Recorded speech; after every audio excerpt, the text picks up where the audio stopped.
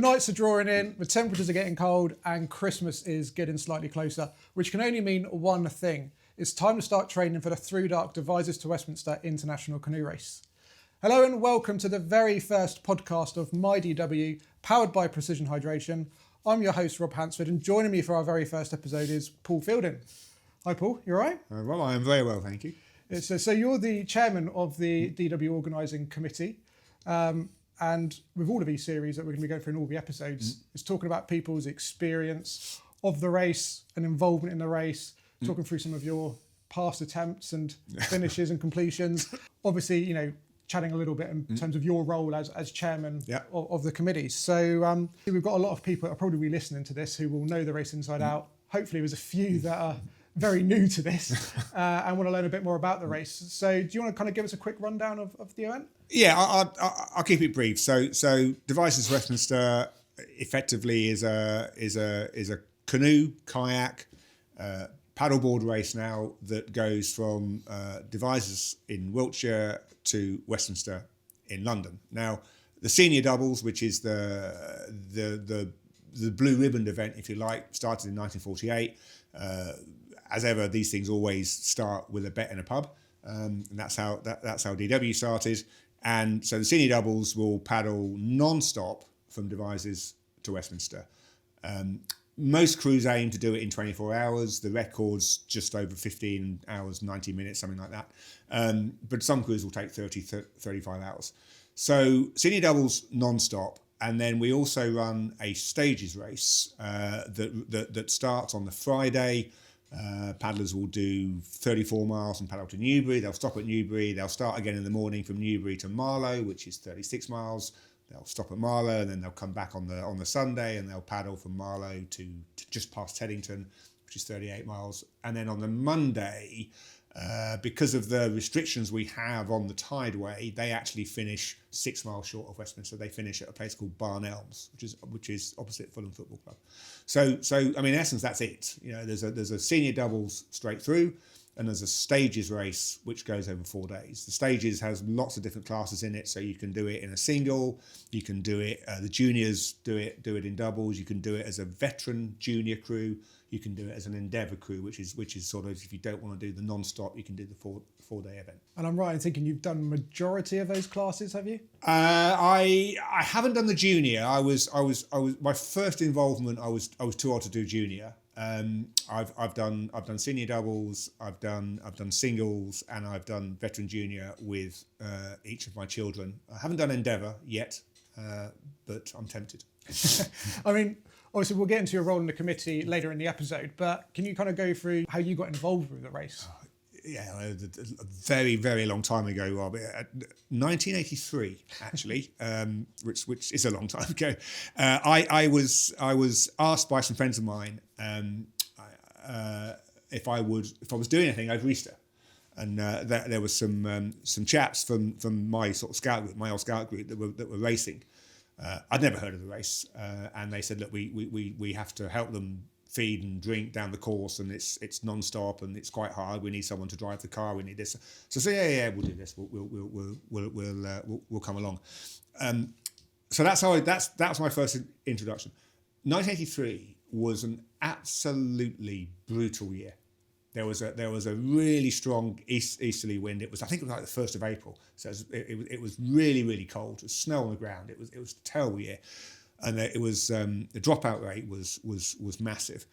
Our crew didn't have a good year. They were about 26 hours to Sunbury or something, and we knew they'd missed the tide, and they knew they'd missed the tide. So we kind of took them off the water.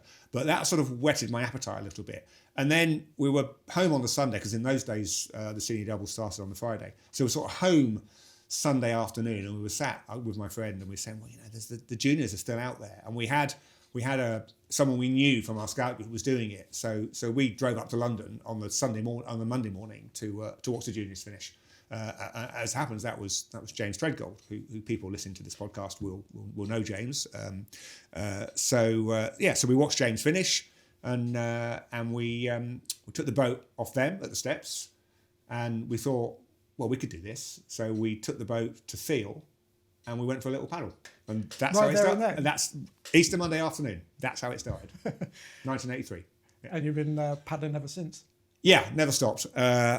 So we paddled. We fell out a lot on that day. We fell out on the first paddle, and so my partner and I said, right, if we're going to do this, we need to train. So we made a pact between us that we would train every single weekend, between then and the next Easter. Right. Okay. And so we missed a couple, but effectively that's what we did. So 84 was my first senior doubles.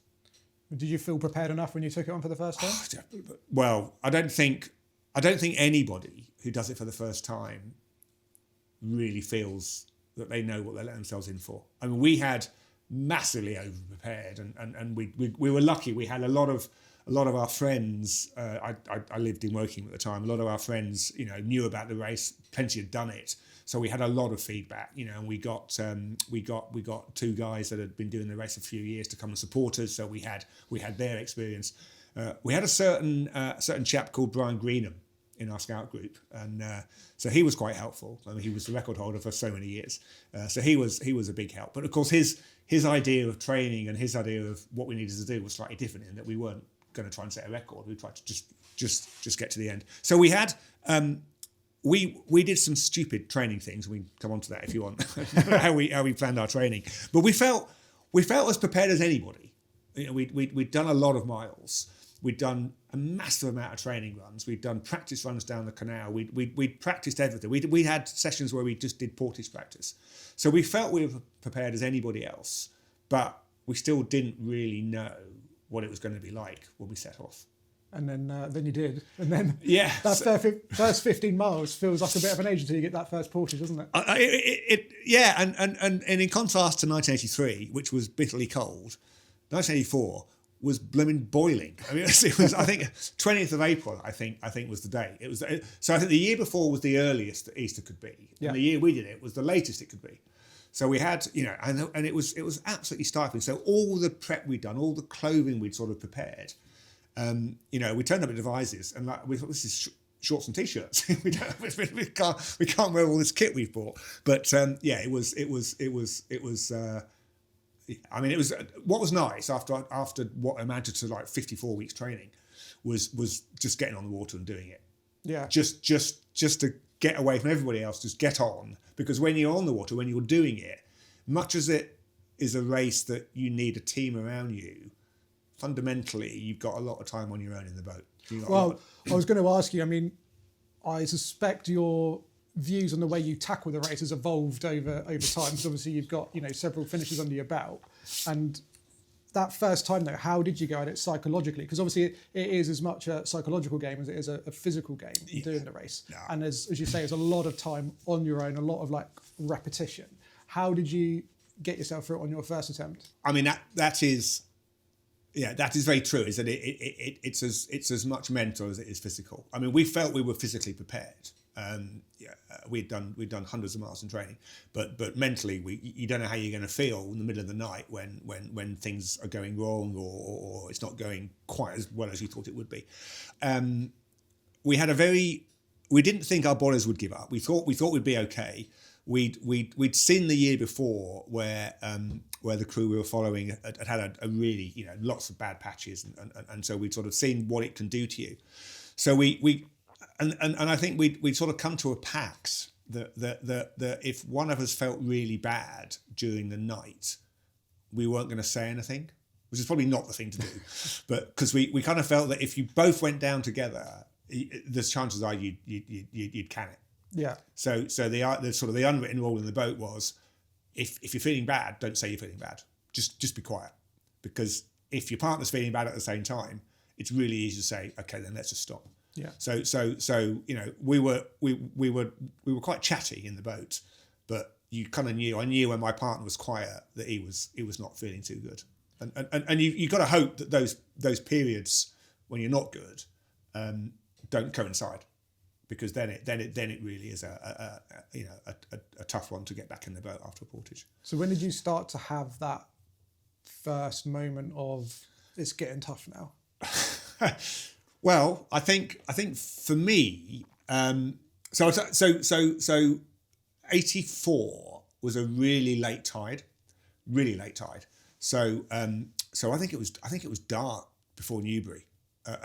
Newbury to Reading and Reading to sort of Marlow was our home stretch because we lived in Woking. So we kind of knew if we could get to Newbury, feeling okay, then being on home water would give us a bit of a lift. And sort of so even though it was dark at Newbury, sort of coming through Aldermaston, when you get near Reading, you get the lift of the lights. So we didn't really. And the Thames, when you get to Thames, because in those days you didn't have to stop at Dreadnought. We had to, we did all the kit change at County and then whatever. Right, okay. But so coming out of Reading, sort of down towards Marlow, I think once it got to midnight, that's when I first started feeling slightly tired and slightly jaded, and it was starting to hurt. Bits weren't, we weren't as quick through the portages. Things were slower. I mean, we had quite a mishap at Hambledon.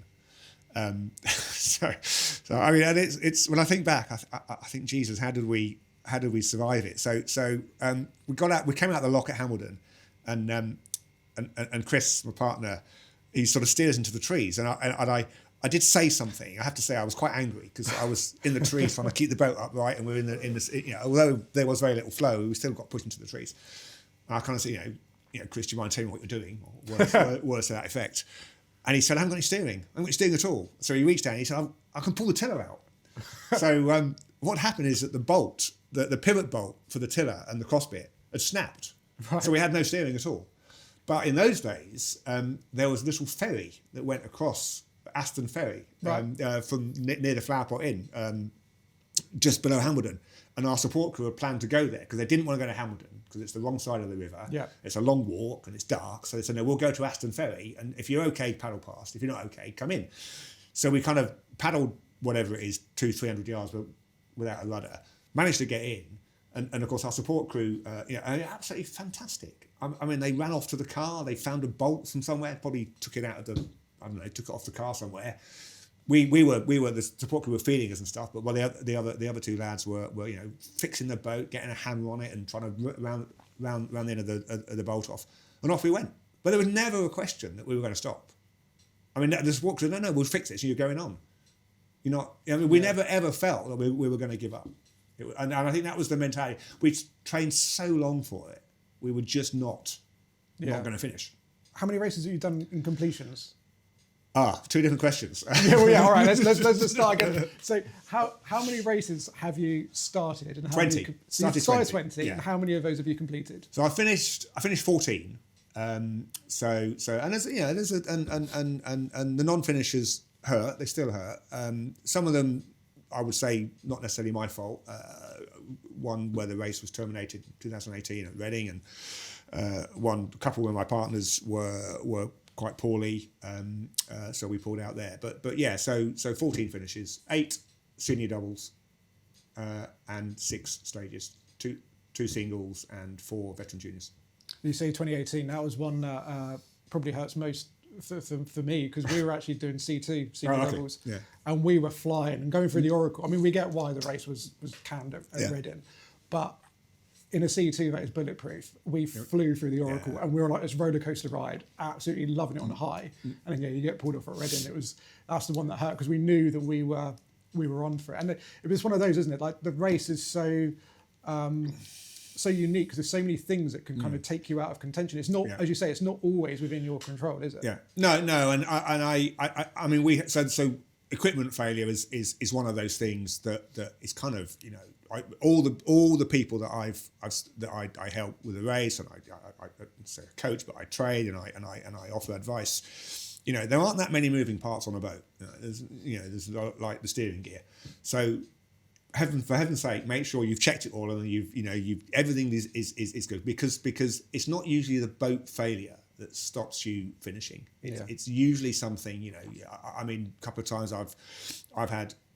I used to suffer really badly with stomach cramps, and part of that was the food we used to eat and the drinks we used to have. I'm sure. We'll come on to that in a minute. I'm sure it was all self-inflicted, but to a point where I just couldn't sit in the boat, and I couldn't keep anything down, and you just know that at some point you're going to run out of energy, and when your support crew trying to feed you and you're vomiting and what have you, that is the time to stop. But equipment failure, most equipment failure can be fixed. So I think that the what the race throws at you, you can prepare for quite a lot of things and for most things, but you almost have to prepare for the unexpected as well and have a contingency plan for that, and that's really difficult to do. But most things you can get over. I mean, there's all sorts of stories that people will have out there of their own of what's gone wrong, and having to do all sorts of sort of courageous and brilliant things, to get the boat back on the water and to get it sorted. Guys that rudder wires break and they have to loosen them off and tie them together with a knot and then carry on, and all sorts of things. That's the thing I love about the race, is that it's more than just a race, isn't it? It's like it's an actual adventure. Because there's so many things that can happen, and the race is unique to everybody because everybody runs into different problems or has different highs, and there's like everyone gets something different out of it, don't they? Yeah, and I think, and I used to have a view, and I still do to a certain extent, that the race, let's be clear, the race is for everybody. I mean, the guys that want to do it in 50 and a half hours, brilliant. The guys that want to do it in 24 hours, brilliant. There's something there to challenge every single paddler. I used to think that if you were not worried about a podium or a top 10 or a class victory or subclass victory, you kind of had more chance of finishing, because if you're going for top 3, and I've been lucky enough to be in that position, then when things start to go wrong, your mind goes, well, hang on, we've lost 10 minutes there. We're now 20 minutes behind the crew that's third. We're not going to catch them, so we're not coming third. So then your head is in a space that says, what's the point in finishing?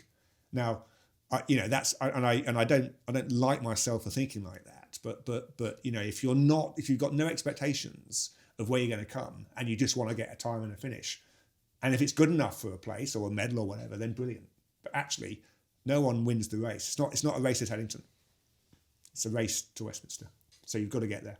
Yeah. So put all those thoughts about records and class wins and all of that, I put that out of my mind now and say, right, let's just get to the end. What race kind of stands out for you? What's your favourite, like the year that you've competed? What one really stands out as a highlight? It's quite a few. The first one was obviously, you remember the first one. We had a couple of things went wrong, but fundamentally, it was really nice weather. Support crew worked really well. Everything was good. I think the year I paddled with Jack, and you know what? I can't remember the blooming year now. 91 or 92? I can't remember. It's our fastest time. My fastest time.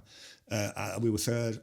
But that year, I can't remember what year it was. That year with James, absolutely everything went perfectly. He could not. Nothing went wrong, apart from we had always had the belief that we should change seats every 3 hours. So we would, and we were lucky. We had the same leg length. We didn't need any adjustments in the boat. Just jump.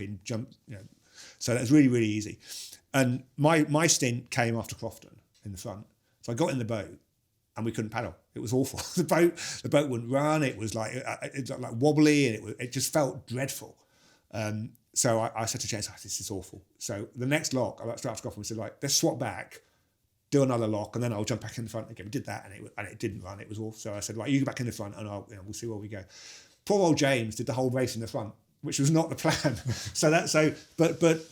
It was that was the only that was a really good rundown. Everything worked other than being able to change seats. I mean, bad years we've had plenty. I mean, the worst ones are when you don't finish, and the worst ones for me are when we don't finish because of me.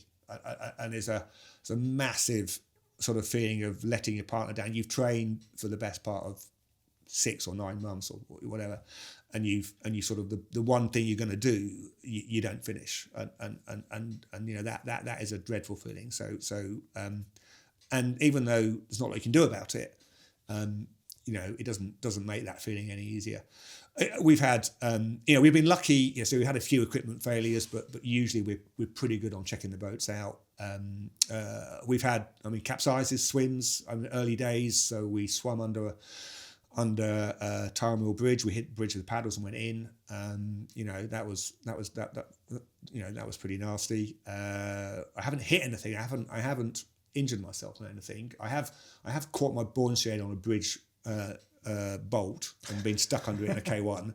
So I remember sitting there, my K1 like this, and thinking, the only way out of this now is to capsize because I'm stuck. so we have that, and I think So I mean, I've done it with each of my three children, and I guess so. My daughter has had she's had the rough end of the stick. So her first year was 2018. Which was curtailed at Reading. So we'd had a whole year's training, and then that was taken away from us. And I get the reasons, and being on the committee now, I understand the reasons. So disappointing at the time, but to be fair, I was thinking of stopping there anyway, because it would have been a bit dangerous to take her down the Thames in those conditions. And then 2019, I pulled a muscle, an intercostal muscle on waterside C. So we couldn't do D, waterside D, and I was really quite worried as to whether I would recover for the race. But we set off. We did day one, which was okay, and then on day two, sort of coming round the Henley Strait, and I think it was a bit bumpy, and I'd obviously done a stroke to correct the boat or to support the boat, and I felt it sort of go again.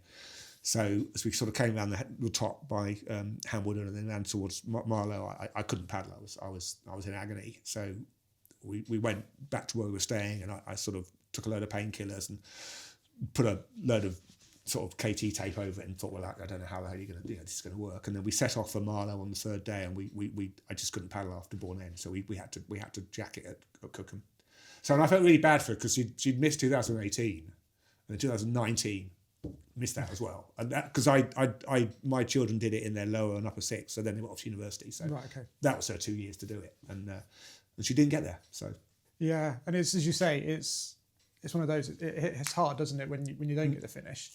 But what keeps bringing you back? Because obviously you say 20 starts. There's something that brings you back every year. What is it? You know what? It almost became a habit, and it's. We always to joke in the family that we don't have Easter, we have DW,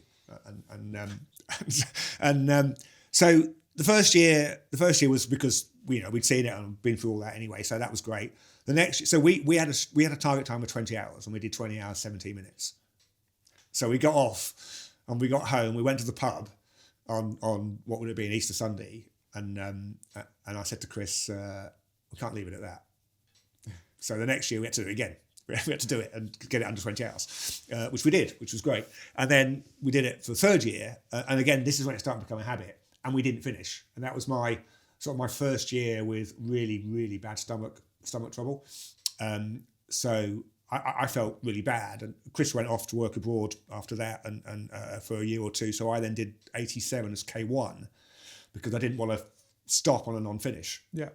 He came back after his year out and said, should we do it again? So then we did it again. And then I was up in Northampton at the time, and then there was a few guys over there that wanted to do it, so we did it there, and then I someone from Worcester, and so it just became a habit, and kind of not maybe and then we got addictive, and then you have a non-finish, and you think, well, I can't stop on the non-finish, so I've got to do it again. So that's how it grew, and I think it only stopped when I went to work in Denmark for a few years, and I couldn't train enough to do it. So I had a bit of a long gap, sort of after about 2000, around about sort of 96, 97, and then sort of up to about when I started doing it with the kids. So a bit of a 10-year gap, yeah. And addiction is a bit of a common theme with DW paddlers, isn't it? Yeah. Because it's one of those, if you speak around the DW community, you'll get a handful have done it just once, never again. Yeah. People that won't go near it at all, they'll happily do support crew, and then you suddenly get a huge number that just constantly go back. And do you think it's like the unique element of the challenge? And because it will push you far beyond your physical and psychological abilities all at the same time. Yeah. Because it doesn't really matter how fit you are, it still pushes you right to your very limit, doesn't it? Do you think it's that challenge that pushes people back? I mean, I am well past the age now where I have any aspirations of a sort of maybe a sub 20 hour time or whatever. I also question my capability to do it non-stop in a time that I would feel happy with. So that's kind of why I've focused a little bit more on the stages races, because it keeps me in touch with it. It's not easier, it's different, but you don't have that that physical challenge of trying to sustain your body through what is pretty purgatory, right? So yeah, I think you're right. I think there are a body of people that are addicted to it, and once you've done 3 or 4, the 1,000 Mile Club is beckoning. So then you think, well, actually, I only need 4 more to get 1,000 miles. Yeah. So there's that, which is a little bit, attracts people back in again. And then let's not underestimate the whole community thing. Is that it is, it's more than a family. It's just a massive amount of community spirit around the race, and has been for years. So once you're involved in it, it's really hard to let go. And you'll find, even if people aren't paddling, and they'll be out supporting, they'll be out on the towpath watching it. And I think most people that have been paddlers or are paddlers that come out and watch DW, they're usually in the boat the next year. Unless there's something stopping them. They usually look, well, okay, I've missed this year, but I'm going to come back next year, which is great. I think the trouble we have, as I just come on a little bit, about where we are today as a race, and from where my chairman hat is we need to bring those 25, 30-year-olds, sort of find them that want to keep doing the race, because we do have a lot of first-timers and they drop out again. We've always had first-timers come and do it, but we've also had a huge amount of repeat paddlers, and I think us repeat paddlers are now getting a bit long in the tooth. And we need those 30-year-olds to keep coming back, because that's what we used to do, and we need to try to find or attract that lot again, because I fear that, I haven't done the stats, but I do fear that there's a body of people missing now that were not missing 10 years ago, 15 years ago. If you're training for the ThruDark Devizes to Westminster International Canoe Race or any long-distance paddling event, you need to have your nutrition strategy prepared. Precision Fuel and Hydration provide education and products for events like the DW, and my go-to are their PF30, PF30 caffeine and PF90 gels. They taste clean and simple, they're easy to take on the move, and the amount of carb in each is on the front of the packet, so you can keep track of how much you're taking on. The PF90 even has a resealable top, which makes it perfect for long paddles. Their electrolyte tablet comes in different strengths, and for me, there isn't a better option out there for staying hydrated during a DW. Check out the link in our show notes to read Precision's guide on how to fuel and hydrate for the DW. And if you have any questions about your strategy, then you can also book in for a free video call with their team and talk it through with an actual human. So Paul, well, as you know, it's pretty much impossible to be able to sort of complete the race at all without some level of training. Some people do more than others. How have you gone about your training? Obviously, you said earlier, you spent a whole year training for it before, but what's your normal process for training? Very different to what it was in 1984, I can tell you. So 1984, as I said, we went out every weekend. We pretty much, from September, well, maybe October time onwards, would be out for 6 hours every Sunday. And we would do, I was at Bristol University and my partner was at Southampton. We'd get on the water outside Bristol, we'd paddle up the Avon to Bath, we'd climb a ladder to get out the Avon in the middle of Bath, get on the canal, paddle up to Dundas Aqueduct and paddle back. We do about 36 miles every Sunday, and we did that every week. And then when we were at home, we would paddle the same distance but on the home water. And then after Easter, we'd paddle on a Wednesday. We'd do 4 hours on a Wednesday. So we'd be paddling, we'd meet at Pewsey. We'd do a 2-hour paddle out and 2-hour paddle back, middle of the winter, it'd be dark. We'd come through the tunnel in the dark. I dread to think of trying to do that now. But that's what we did, and we just did miles upon miles of training. I think that all changed sort of for us when I paddled with James in sort of, I say 91 or 92,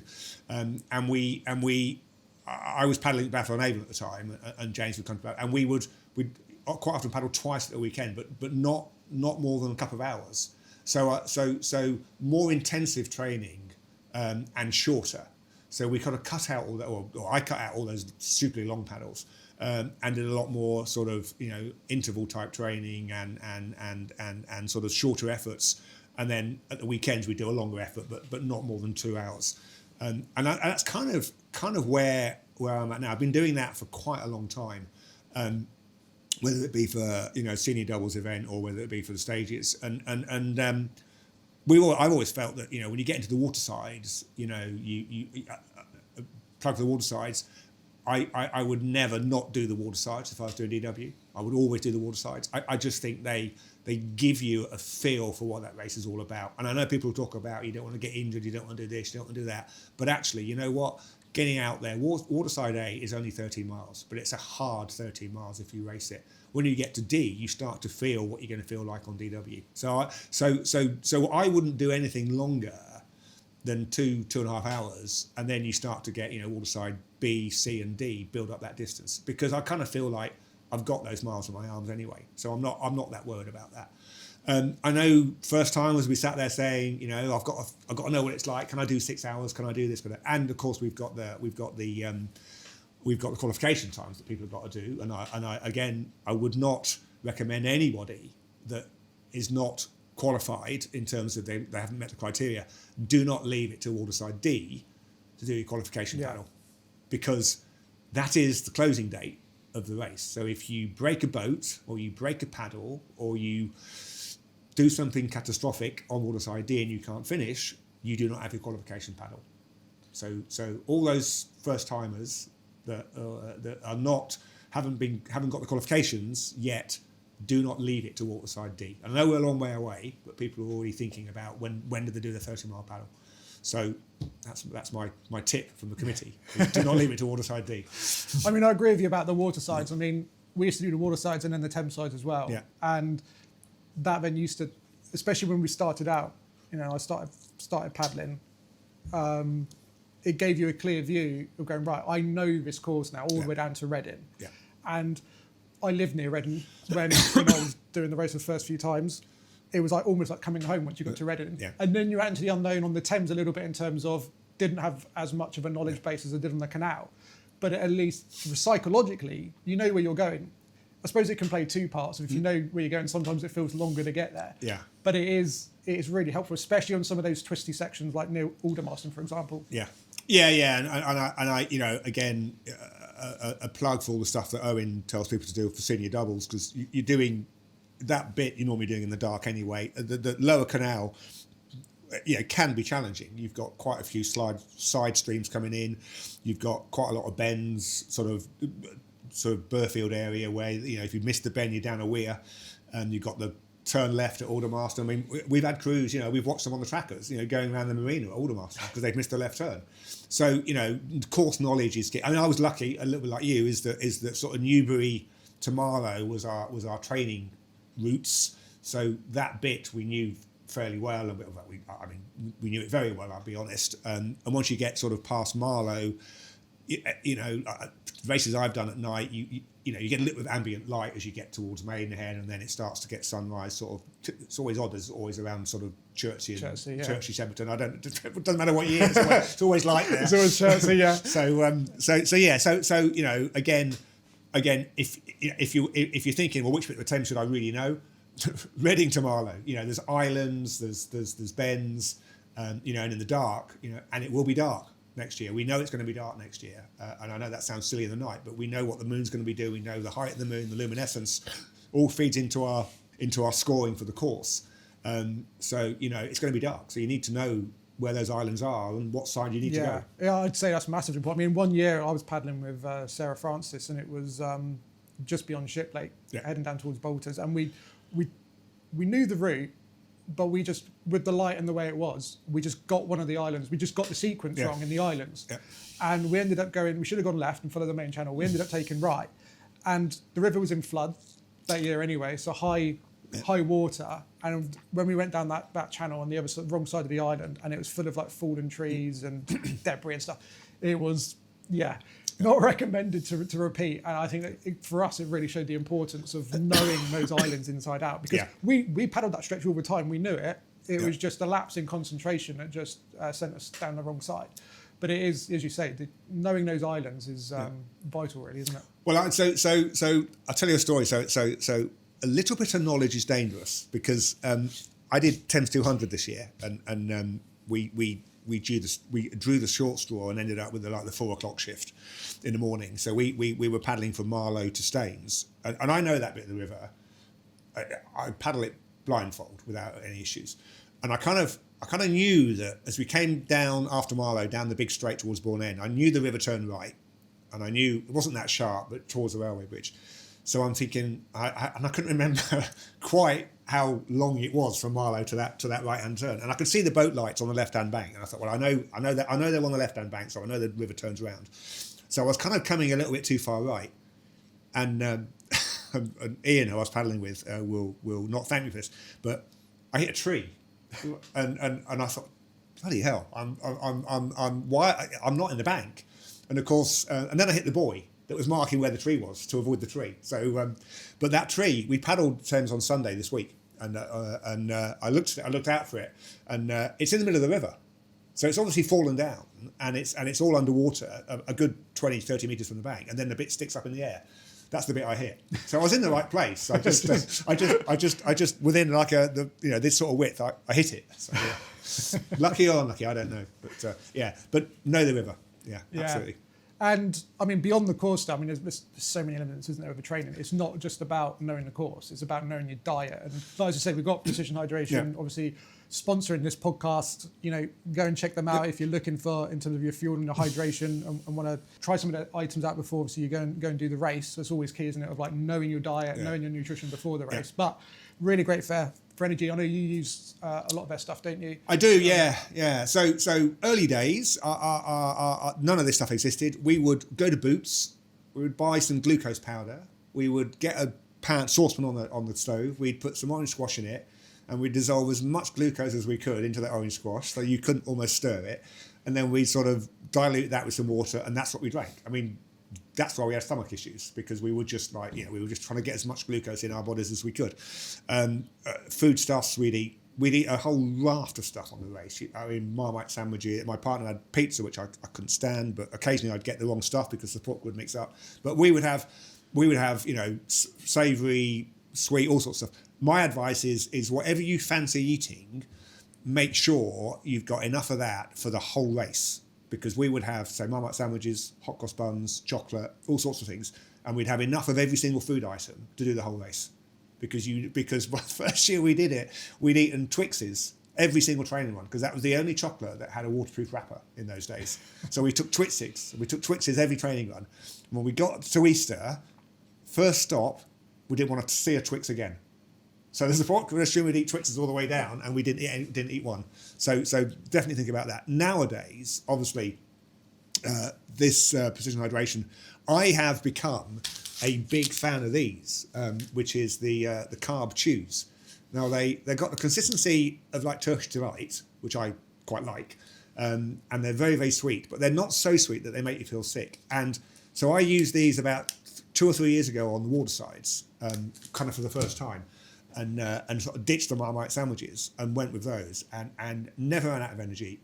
Really, really, really good product. I know they have loads of other things.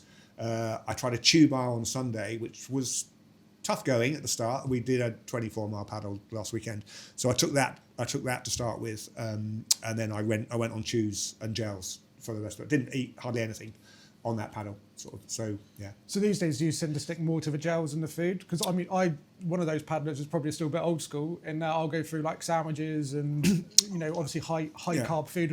I do like a boiled rice at Reading, for example. Yeah. So I think so I'm talking training and watersides. I think you're spot on there. You have to eat the food. You have to do not do the race on food that you've not eaten before. Try everything out to make sure that you can eat it, you can swallow it, you can digest it when you're paddling, because it is quite an odd thing to have to do.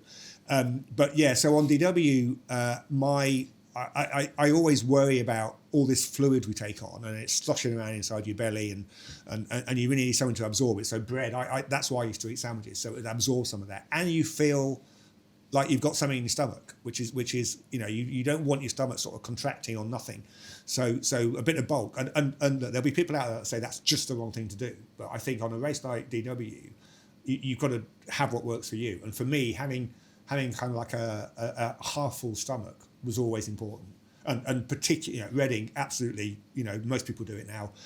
Proper food, something, whether it be, a stew or risotto, something that you can, like a bit of bulk, bit of rice, something like that. People will tell you to eat boiled potatoes, because, and I know Keith Small, and I know that's what Tom does as well. They're, cold boiled potatoes with butter and stuff, as a bulking item. But, whatever you do, train with it, try it, and make sure that it works for you. Any favourite foods that you would normally jump to for yourself? Marmite sandwich is always good, and the reason I go with those, and I'm not sponsored by Marmite, is that because your drinks are generally quite sugary and quite sweet, and I have to say the pH stuff is not sweet, so big shout out on that. If you go for the electrolyte and not the carbon electrolyte, you kind of want something just to take that edge off because you think you should be eating sweet stuff, but I quite like that savoury stuff. Marmite sandwiches, and then jelly babies. I was introduced to jelly babies when I did it K1, and my support crew couldn't get to a lock. I was very upset with them. And anyway, the beauty of the stage race is that there's always someone's going to feed you. So I went to the lock, and then one of the school kids' mums said, "Oh, do you want a jelly baby?" Never eaten them on the race before. Had a mouthful. It's like, that's really nice. So go-to food now, jelly babies. I once got handed, as you say about getting the wrong food, when I was paddling with Dan Colby, I got one of his food at one of the stops, and it was a jam sandwich filled with jelly babies in the sandwich, and it was like the worst thing ever. Like, when you're not expecting it as well. It's bread pudding was always my go-to. Oh, no. It's a bit of stodge and food, fruit in there as well. But it's interesting the differences that, as you say, people take in terms of the diet. And I mean, what about like hydration as well? Because I mean, because you're going through the night, hot drinks also play a part, whether that's hot water or a cup of tea or a coffee or... Yeah, so I'm afraid my DWs are steeped in history, obviously, and we made... There weren't hydration packs, right? There weren't any hydration equipment when we started, so you're on drinks bottles around your neck, and some people were still on cups, the portages, have a cup on the bank and then drink it. So we would use 5 pints bottles. I mean, for those older listeners to the podcast will remember what 5 pints, dried milk used to come in a bottle about, so perfect size bottle, it was a pint bottle, and we would wrap ours in foil, and then we'd wrap carry mat around them, and then put a strap on them, like an old school tie or something, so that the bottle was insulated. And so we would have that, and it would swing. We like them to swing, because when so the ones that go in a holder, sort of when you lean forwards, I used to find them to pour out. Yeah. Now people put bite valves on. Well, they weren't about when we were there. So we used to let ours swing, so that when you leant forwards to get in and out of the boat, the bottle swung. You didn't lose your fluid. But the beauty of the insulated ones is that always at Marsh I would have a hot coffee or tepid coffee, so it wouldn't burn me, and that would stay warm in the bottle to about Marlow. So so coffee at Marsh to get me through the night. We used to use the Camelback's litre and a half on the back, and you put hot tea in on the back. It was like so nice, especially like what you say, you get to Reading, you start in the Thames, and you just got all that wet clothing off, nice dry clothes on, and a nice bit of like warmth on the back for a few minutes. It makes it psychological. So you're a lot younger than me, so you would have had Camelback. We didn't have that. So top tip for me, if you've not tried it, is tonic water. Well, okay. So sort of flattish tonic water, not with gin in it, just tonic water. Really nice, because it's bitter, and all the other sugary stuff you've been having. It's just every now and again, in a bottle, really, really good. Other than that, I mean, electrolyte drinks, they've been around a little while. I have to say, I'm an advocate. I've used them. I use them on all the. I use them on Hasler races if it's a longer Hasler race, or if it's hot, and definitely on all the longer paddles, definitely. Yeah. And for anyone that's obviously listening to the podcast or watching it, if you're watching it on YouTube, what tips have you got for people doing it as a first time from a training perspective? Well, there's so many. I think the key. We've talked about it. Make sure that you are absolutely physically prepared for it. Now, today training is quite different, right? And people will do cardiovascular. They're running. They'll do ergo work, they'll be out in the water. There is no substitute, and there'll be people that there will be shouting at the laptops now for getting out in the boat. Get out in the boat as often as you can and get paddling, because you can do an hour on ergo, but it ain't the same as doing an hour. We've been out this morning. It's absolutely blooming freezing, but fantastic session. But I could have done it on ergo, but I got more out of it by being on the water, because you might face that at Easter. You might face snow. So miles in the water. You've got to know the course. That is, I mean, firstly, for safety, and we will check that we want to know that you know the course. So we will we check, and it's part of our screening. But for your own race, make sure you know the course. I think practice on the course as much as you can if you're able to, if you live locally. Watersides, I've said my feelings on watersides. Food, practice on what food you're going to eat. Don't just turn up at East and think that that's what he eats, so I'm going to have the same. Running, I think you run between 3 and 4 miles on DW, depending whether you do long portage, whether you double up on some of the portages. So if you want to do a reasonable time, you want to do some running. The other thing is, the portages, there's 77 of them. So if you waste a minute at every portage, that's an hour off your time, gone, which you won't get back. You will not paddle back an hour. So practice portaging, and practice portaging at a speed and it's going to sound silly, you don't have to sprint them, but you want to make sure that you're not wasting time. So, you see a lot of boats on the watersides sat in the boat when they've got in after the portage, and the support crew has stood there feeding them and offering this and did this, a bit of a buffet, and get in the boat and get away. We used to feed on the run, which is occasionally you didn't get what you were expecting. You might have been up your nose or something, but we used to try and take a bit of time out, so you feed on the run. The hydration systems mean you're not having to drink at the portage, so that's all done.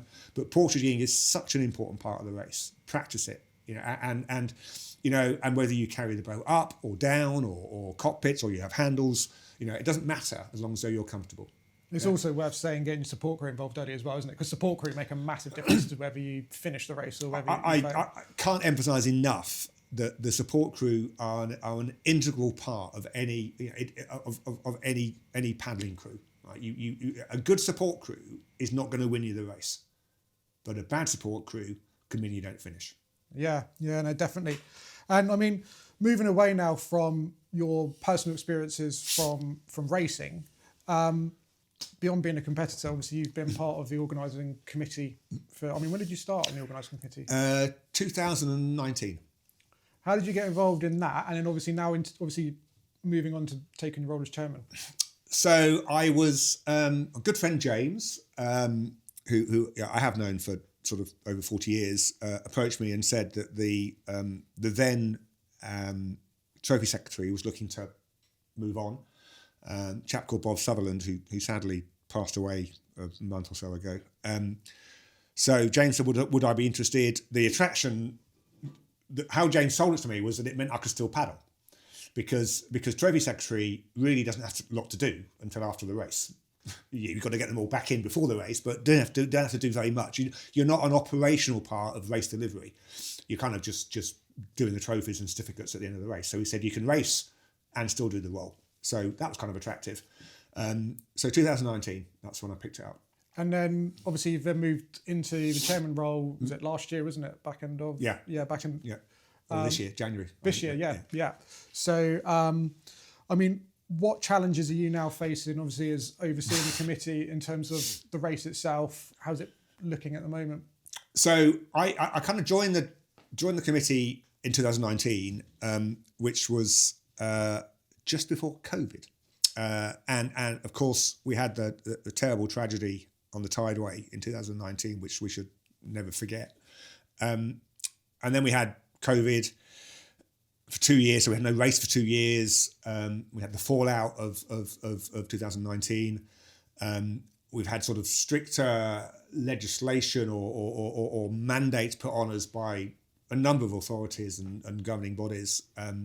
So it's been really tough as an organisation to deliver the race that people want. and many people know, the PLA govern the tideway. The tideway has got so much busier over the last number of years, particularly in COVID when they were pushing everybody off the roads into, get on the Uber taxis, use the river. So it's a stated strategy of TfL, to use the river more. So, we have huge burdens, if you like, placed on us to deliver that race in a safe manner, and those burdens fundamentally are financial, and we did some analysis not long ago that we have 50% of the competitors now that we did before COVID. So numbers have dropped by half, and that's not in one class, that's across all the classes. So if you take 50% drop in numbers, i.e. entry fees, and you take a doubling of our costs, and actually it's more than doubling in most cases, then as an organisation, and we have to see it, it's not a commercial organisation, so we're not for profits, but we also have to be solvent, is that, if your outgoings go up and your incomings go down, then you're on a pretty quick route to insolvency. So the plan, or the strategy for the organisation is to rebalance that as fast as we can, because we have only so many more years where we can cope with making a loss on DW. Right? And that's the blunt truth. Yeah. So we'll all know about the fundraising that was done in 2023. What a brilliant effort from the whole community and businesses that helped us out. But that kind of put a sticking plaster on it, but it didn't solve the issue that we don't have enough entries or our costs are too big. And the last thing I want to do is be saying to all our paddlers, well, if we can't fix the entries, we're going to have to look at the other end of the equation, which means we've got to start thinking about our costs. And when you start looking at the costs, the biggest costs we know are we know they're the tideway. So the easy thing to say, well, we won't go down the tideway. We do not want to go there. We want the race is down the tideway. The unique part of DW is canal, river, and tidal conditions. That is the only race in the world that you can do that. So we need to keep that tideway in. So that means if we accept that is kind of only in the most exceptional cases will we look at that end of things, we've got to look at the other end, which is entrance. How do we get more people to do the race? We can't charge paddlers £1,000 to enter, right? Because that's where the equation is going if you don't increase entries. So one of the things that love it or hate it, we've got to look at other revenue streams, because we are not going to get those entries back to pre-COVID levels within 2 or 3 years. I don't think we will. Let's be realistic. It'd be great if we did, but I don't think we will. So in order to balance the books, we need to get other revenue streams coming in, which is why we have the sponsorships that we have and the partnerships that we have. And that is the way that we will go forwards, is that we need partnerships. We need people, and we need organisations, and we need other parties to help us deliver the race, which in some way will be, giving us revenue and sponsorship, and others is taking costs of us if they can do stuff for us. So I think it's the whole ecosystem on DW is changing, and we are no longer just an organisation that runs the race. We have partners that help us do that. We have partners that support us, that sponsor us. We've just announced that Devizes Canoe Club will help us with the Devizes setup. That's important for us. Because that's a key part of the race, obviously. It's the first thing people see about the race. But we need that to be in safe hands, and we need that to be in a way that is sustainable going forwards. And Devizes Canoe Club will bring other people, I think, into that, and potentially contacts within the town and everything else that might want to put a bit of money into it. We've got partnerships with Paddle UK. Now, I don't know the history, right? I don't know. And I'm not interested in the history to a certain extent, is that, BCU in those days and DW didn't really get on for some reasons. We have to embrace Paddle UK, and they embrace us. So they're helping us, they're supporting us. And I think that's key. We are one of their flagship races, that they have. And we're very proud of that. And they're very proud that DW here is in the UK. So Paddle UK want to help us. So that, and some people maybe didn't like the relationship with Paddle UK that we've set up, but I'm afraid these sorts of things are where we're going to have to go until we can get those numbers back. I've sort of set out to the team that 2026 we have to break even. Now that is a combination of getting entries up and bringing a little bit more external revenue into the organisation. 2027, we have to be operationally break even, which means you've got to have entries up to cover the cost of delivering the race. Because then the extra revenue streams that come in give us the ability to create a bit of a buffer for those years when we may have extraordinary circumstances that mean we need to fund a bit here or a bit over there, or we have higher costs. So 2026, we need to break even. And 2027, we need the entrance fees, if you like, to equal what it costs to run the race. It's as simple as that. And as part of that, the race is evolving, isn't it? In a sense of we've got stand-up paddle boards being included as a formal class this year. Surfskis are also now allowed to take part as part of the senior singles. Yeah. So there's new classes coming into the fold as part of that embracing paddle sport in its entirety, isn't it? Yeah, and I think that's important to say that it is around embracing paddle sport as it has evolved. So paddleboarders are I mean, it's a community that I haven't touched it really, but there is a massive community of paddleboarders, endurance paddleboarders. There's a lot of races that are significant distances that these paddleboarders do. So DW is it's a no-brainer to see if we can attract them to come in to do DW, and I know it's been on quite a few of their bucket lists to do it. So paddleboard class was the obvious one. I think the skis is people all the skis have not been allowed in, and it's categorically stated in the rule book. We're looking at that's got to change, because I race in the southwest, and I guarantee you that every Hasler race I do, in Cornwall or Devon, there will be a ski. Not one, there'll be quite a few skis in those races. Up as high as Division 4, there'll be skis paddling. So and skis are certainly in my region, are welcomed and embraced as much as K1s in those races. So yes, it's an extension of the K1. They will race as K1s. They're not having their own class. They'll race as K1s against K1s. But there's a body of people that are competitive long distance paddlers that paddle skis. So give the opportunity. Well, I think that is everything we've covered off in this first episode. Thank you very much. As I say, if you're listening, thank you very much for joining us for this very first episode of My DW, powered by Precision Hydration.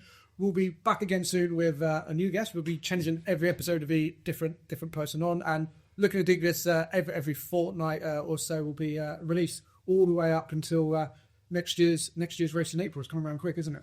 Yeah, get out there training. But thanks very much for joining us, and we'll see you next time.